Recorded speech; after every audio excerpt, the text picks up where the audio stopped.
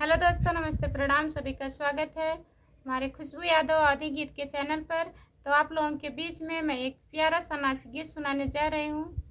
चुटकुला नाच गीत है, आप लोग ज़रूर सुनिएगा और ढेर सारा प्यारा आशीर्वाद दीजिएगा। दोस्तों, लास्ट वीडियो तक बने रहिएगा। कमेंट में ज़रूर बताइएगा आप लोगों को कैसा लगा मेरा गाना। नीचे कुआनवा के ऊँची जगतिया भरई जड़वई सी हई हमर नदिया भरई जड़वई सी जई के बोलाऊ तो नंदाय अपनई वीर नवा बनल जेवना जेवई जेवई मोर नदिया बनल जेवना जेवई मानित तोहरी ने की हई हमर नदिया मानित तोहरी ने की कैसे बोलाई भौजी अपनई वीरनवा वीरन हमरा टेकी हई हमर भौजिया वीरन बड़ा टेकी तोहू के मरबै तोहरे भैयऊ के मरबै उतरबै तोहरी सेखी हई हमर नदिया उतरबै तोहरी सेखी हई हमर नदिया उतरबै तोहरी सेखी नीचे कुआनवा के ऊँची जगतिया भरई जड़वई सी हई हमर नदिया भरई जड़वई सी जई के बोलाऊ तो नंदाय अपनई वीरनवा बनल गेड़ुआ घोटई घोटई मोर नदिया बनल गेड़ुआ घोटई मानित तोहरी ने की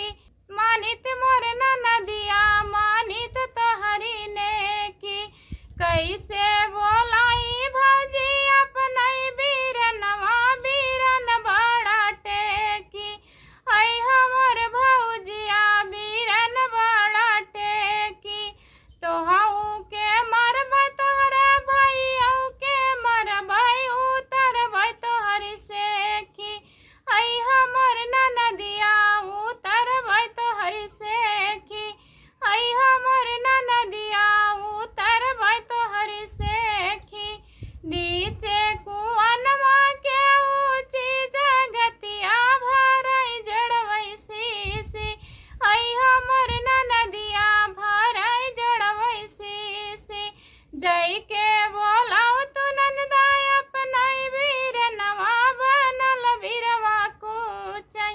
कुचई मोर नदिया बनल वीरवा कुचई मानित तोहरी ने की मानित मोर नदिया मानित तोहरी ने की कैसे बोलाई भौजी अपनई वीरनवा वीरन बड़ा टेकी हई हमर भौजिया वीरन बड़ा टेकी तोहू के मरबै तोहरे भैयऊ के मरबै उतरबै तोहरी सेखी हई हमर नदिया उतरबै तोहरी सेखी